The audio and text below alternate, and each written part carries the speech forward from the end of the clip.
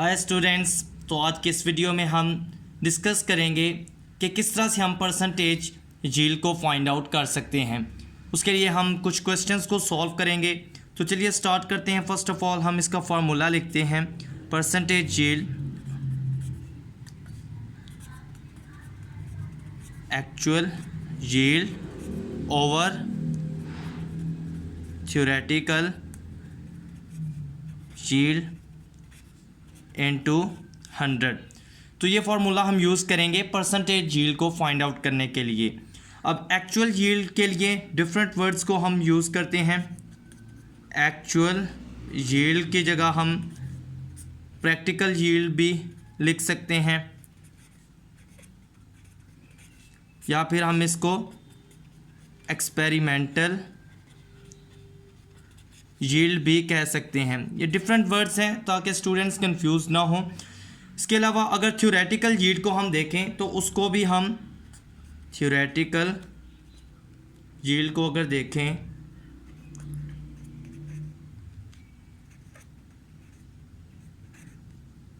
तो इसको हम कहते हैं एक्सपेक्टेड यील्ड। हमारी जो एक्चुअल यील्ड की वैल्यू होती है वो हमेशा थ्योरेटिकल यील्ड से कम होगी।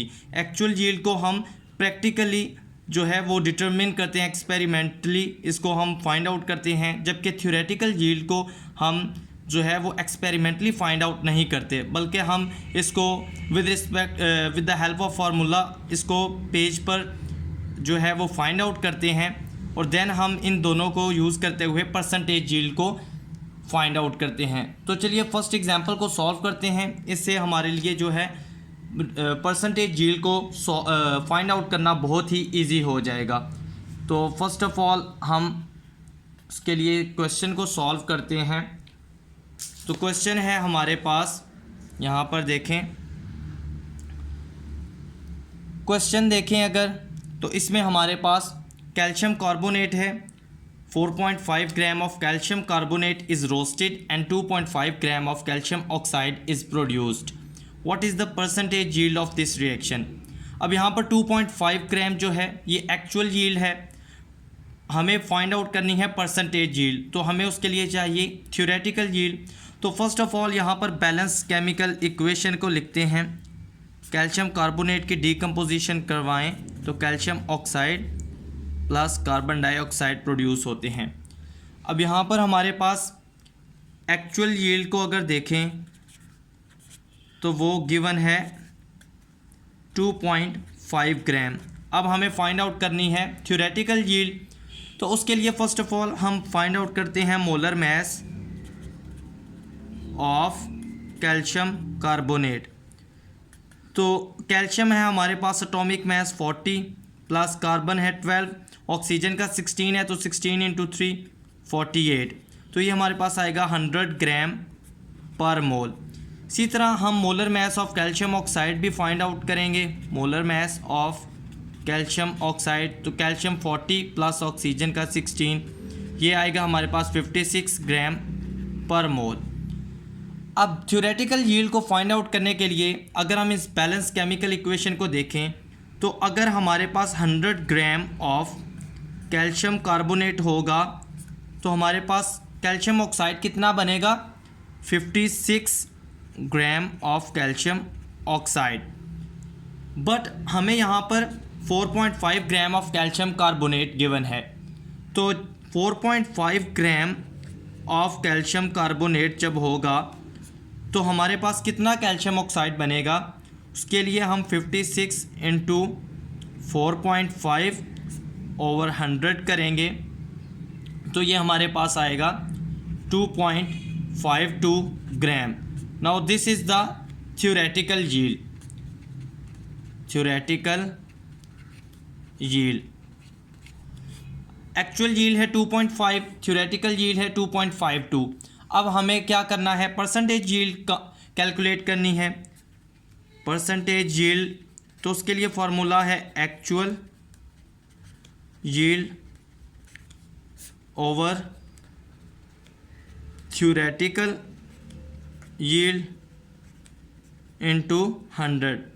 तो एक्चुअल यील्ड की वैल्यू है 2.5 ग्राम, थ्योरेटिकल है 2.52 ग्राम इंटू 100। तो जब हम इसको कैलकुलेट करें तो ये हमारे पास आएगी 99.2%। Now this is the percentage yield for this reaction. तो इस तरह से हम इस केमिकल रिएक्शन में परसेंटेज यील्ड को फाइंड आउट कर सकते हैं।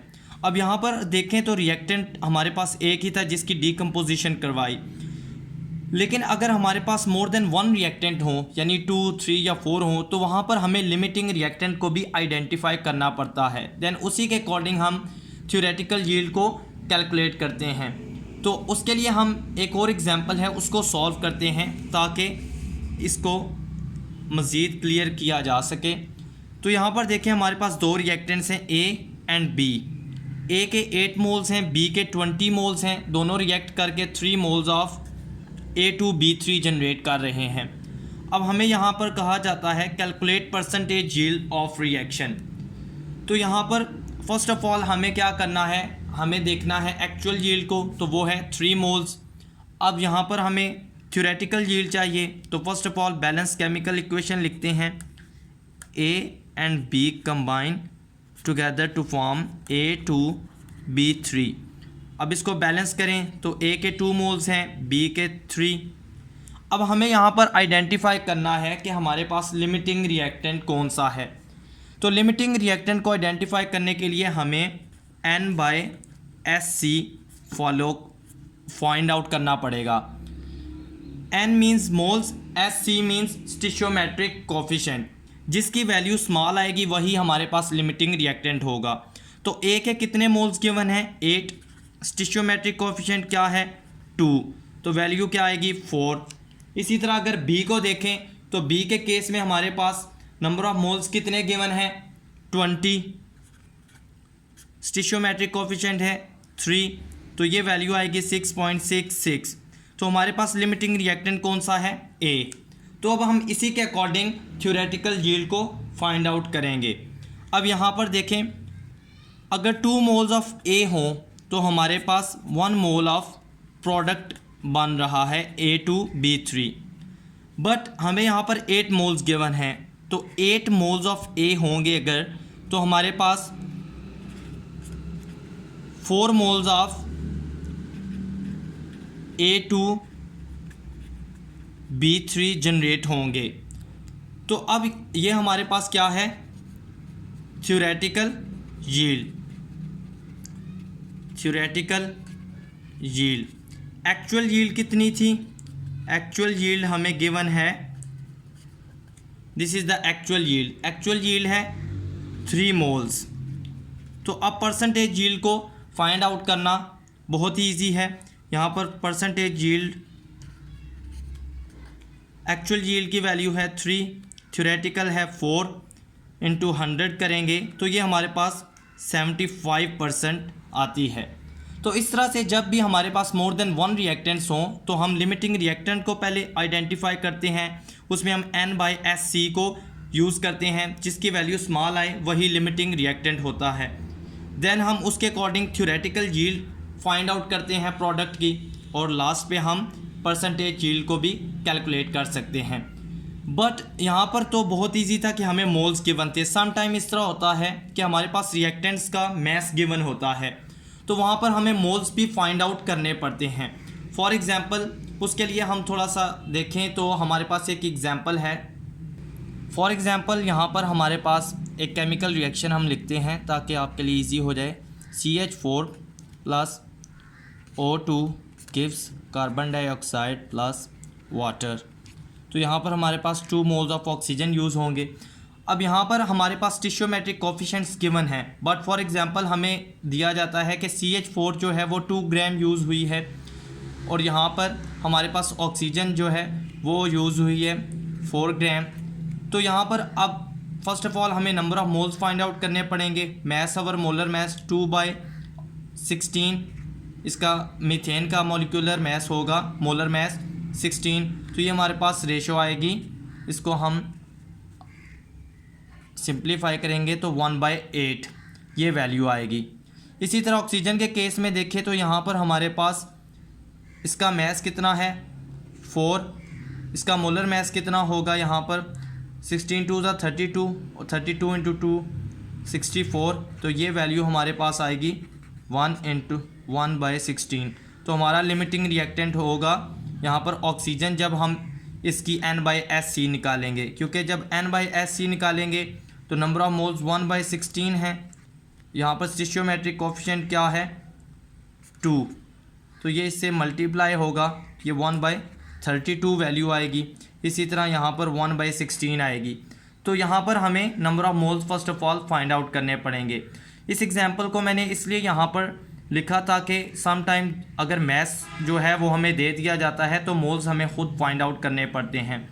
अब हमारे पास एक लास्ट एग्जांपल है जिसमें हमारे पास क्या है कि हमें सेम एग्जांपल है जो कि हमने अभी डिस्कस की, बट यहाँ पर हमारे पास क्या है कि हमें मोल्स ऑफ A2B3 गिवन नहीं है, हमें यहाँ पर परसेंटेज यील्ड गिवन है। अब हमें उसके मोल्स फाइंड आउट करने हैं। तो फर्स्ट ऑफ ऑल वही सेम काम करें, A + B combine together to give A2B3। यहाँ पर हमने जब लिमिटिंग रिएक्टेंट को फाइंड किया था तो हमारे पास A के कितने हैं 8/2, ये 4 आ गया। यहाँ पर 20/3, तो ये हमारे पास क्या आया था 6.66। तो लिमिटिंग रिएक्टेंट क्या था A। अब इसके अकॉर्डिंग हमने प्रोडक्ट के मोल्स को फाइंड आउट करना है। तो अगर 2 मोल्स ऑफ A हों तो हमारे पास 1 मोल ऑफ A2B3 बनता है, बट 8 मोल्स ऑफ A हों तो हमारे पास यहाँ पर 4 मोल्स ऑफ A2B3 जनरेट होंगे। अब यहाँ पर 4 मोल्स हमारे पास जनरेट हो चुके हैं, 4 मोल्स ऑफ A2B3, बट हमें यहाँ पर क्या कहा गया है कि हमारे पास यहाँ पर परसेंटेज यील्ड जो है वो 50% है। तो अब 50% के अकॉर्डिंग हमने number of moles find out करने हैं। तो 4 का अगर 50% करें तो वो हमारे पास क्या आता है 2। तो हम यहाँ पर इसको इस तरह कर सकते हैं, 50% यील्ड है तो हम इसको 4 × 50/100 कर लेते हैं। तो ये हमारे पास क्या आएगा 2 मोल्स।